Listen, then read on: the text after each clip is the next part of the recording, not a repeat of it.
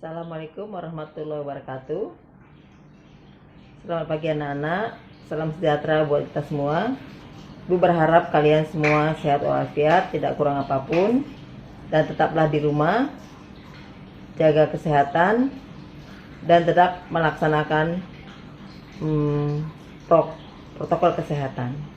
Anak-anak, di pagi yang cerah ini kita mulai pembelajaran tentang kerjasama negara-negara berkembang dengan negara maju. Selanjutnya, ikutilah dan amati video berikut ini. Oke anak-anak, selamat menyaksikan.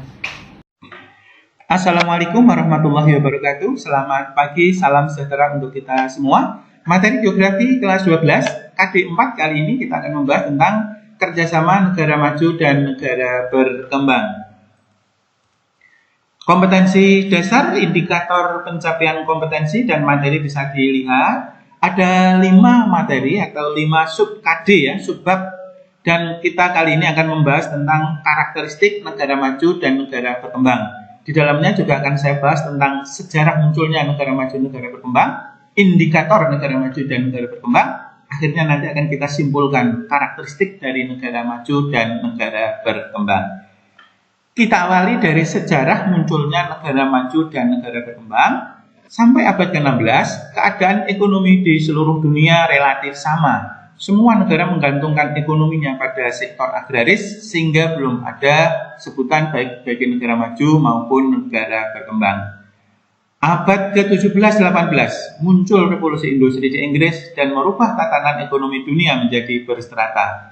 Lahirnya industri di Inggris yang disusul oleh Prancis, Jerman, Amerika, bahkan Jepang, melahirkan negara-negara tersebut menjadi negara kapitalis, dan karena membutuhkan bahan baku dan daerah pasaran hasil industri, membuat mereka menjadi negara imperialis. Sementara negara-negara yang dijajah menjadi negara miskin, dan mereka pun menjadi negara kaya raya. Revolusi industri mulai membuat dunia menjadi terkotak-kotak, negara kaya dan negara miskin.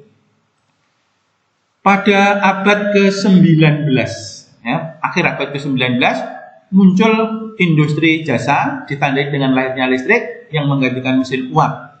Akibatnya produksi barang secara spesialis ya, atau perbagian, dan ini akan mempercepat dari produksi suatu barang. Salah satu contohnya adalah menjelang Perang Dunia I, tiba-tiba tank begitu banyak di berbagai negara. Ini disebabkan karena sistem produksi secara spesialis atau perbagian, dan ini mempercepat dari produk suatu barang. Pada era 1970-an, tepatnya 1964, lahir komputer. Dan ini disebut sebagai era industri 3.0. Lahirnya komputer dan robot sebagai mesin bergerak dan berpikir memperdalam jurang pembeda antara negara yang kaya dan negara yang miskin. Dan saat ini kita di abad 21 yang kita sebut sebagai era industri 4.0, di mana muncul internet akan mendorong teknologi cyber dan otomatisasi, memperparah lagi, memperdalam, dan perkembangan industri, teknologi, dan informasi akhirnya melahirkan terjadinya kelompok negara di dunia menjadi negara maju dan negara berkembang. Indikator negara maju dan negara berkembang, yang pertama adalah pendapatan per kapita dan pendapatan nasional. Ya, kita bahas dulu pendapatan per kapita dan pendapatan nasional. Apakah yang dimaksud dengan pendapatan per kapita atau income per kapita itu adalah pendapatan rata-rata setiap penduduk suatu negara selama 1 tahun. Diperoleh dari rumus pendapatan nasional bruto dibagi jumlah penduduk atau pendapatan domestik bruto dibagi jumlah penduduk. Pendapatan nasional bruto atau PNB atau juga kita sebut gross national product adalah nilai produksi barang dan jasa yang dihasilkan selama 1 tahun oleh suatu negara. Cara menghitungnya menjumlahkan seluruh pengeluaran berbagai golongan pembeli di dalam masyarakat. Makna ini relatif sama dengan produk domestik bruto, di mana atau gross domestic product, di mana nilai pasar semua barang dan jasa yang diproduksi oleh suatu negara selama 1 tahun. Sehingga pendapatan nasional bruto ataupun pendapatan domestik bruto itu suatu negara akan tinggi bila penduduk dari negara tersebut juga besar. Dan data tahun 2016 dengan pendapatan gross domestic product atau pendapatan nasional bruto terbesar di dunia ditempati oleh nomor 1 Amerika Serikat, 2 Cina, 3 Jepang, dan menempatkan Indonesia di peringkat 16. Beberapa negara berkembang masuk dalam jajaran atas dunia, antara lain adalah negara Brasil, negara India, dan negara Cina. Ini lebih disebabkan karena jumlah penduduk yang sangat besar. Karena setiap penduduk yang bekerja akan menghasilkan pendapatan dan akan menambah dari pendapatan suatu negara. Dan karena jumlah penduduk negara-negara di atas tadi seperti Tiongkok, India, Amerika, Indonesia, Brasil itu besar, maka ketika dibagi jumlah penduduk akan menyebabkan pendapatan per kapita dari negara-negara tadi itu turun ke bawah. Kita lihat, inilah pendapatan per kapita terbesar dunia di tahun 2019. Itu sampai peringkat ke-15, Cina, India, Indonesia, Brasil tidak kelihatan. Ya, sampai peringkat 30 pun kita tidak muncul. Dan ternyata kita berada pada peringkat 109 di dunia. Padahal PDB kita itu nomor 16. Tapi karena penduduk kita itu besar, setelah dibagi, maka kita turun di 109. Cina pun yang tadinya nomor 2 setelah dibagi jumlah penduduk turun menjadi nomor 77. Namun demikian diperkirakan Cina akan terus naik ke atas karena memang pertumbuhan ekonomi negeri ini sangat tinggi. India bahkan di peringkat ke 136. Bagaimana untuk di level ASEAN? Indonesia barangkali adalah rajanya di ASEAN. Kita sangat jauh meninggalkan negara ASEAN lain untuk urusan PDB, pendapatan nasional. Kita negara pertama yang menyentuh level 1000 di atas 1000 triliun US dollar. Kita jauh di atasnya, tapi bila dibagi jumlah penduduk, hasilnya pendapatan per kapitanya negara ASEAN peringkatnya adalah demikian. Indonesia nomor 5, nomor 1 Singapura, 2 Brunei, 3 Malaysia, 4 Thailand. Indonesia nomor 5, bahkan kita sudah didekati oleh negara-negara ASEAN yang lain. Semoga kita akan terus bertahan bahkan bisa naik.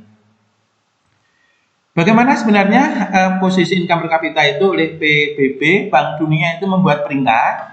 Ada 4 kelompok negara menurut Bank Dunia berdasarkan pendapatan per kapita, yaitu high income atau tinggi, kemudian menengah atas, menengah bawah, dan bawah. Lalu bagaimana posisi Indonesia? Laporan Bank Dunia bulan Juli menempatkan Indonesia naik status dari menengah bawah ke menengah atas. Ya, karena pada tahun 2019 per kapita Indonesia sudah 4.050, ya 4.050 US dollar. Batasnya adalah 4.046. Kita dekat dengan limit, ya, tapi kita sudah terangkat ke peringkat menengah atas. Selanjutnya, yang kedua adalah tingkat, ini indikator negara maju, negara berkembang kembali kita kasih. Tingkat pendidikan dan penguasaan teknologi. Yang ketiga adalah tingkat kesehatan dan harapan hidup. Nah, bagaimana angka harapan hidup? Angka harapan hidup atau usia harapan hidup adalah rata-rata usia penduduk sampai meninggal di suatu negara. Negara maju karena rakyatnya makmur, sejahtera, cenderung usia harapan hidupnya itu tinggi, bahkan lebih dari 75 tahun. Sebaliknya, negara berkembang memiliki usia harapan hidup yang kurang dari 60 tahun. Berbagai masalah mendera negara-negara yang berkembang. Kita ambilkan perbandingan antara negara dengan UH tertinggi di dunia, Monaco, Jepang, Singapura, Macau, San Marino, Selandia, dan Hong Kong. Maka Monaco bahkan hampir 90 tahun rata-rata orang di Monaco itu baru meninggal.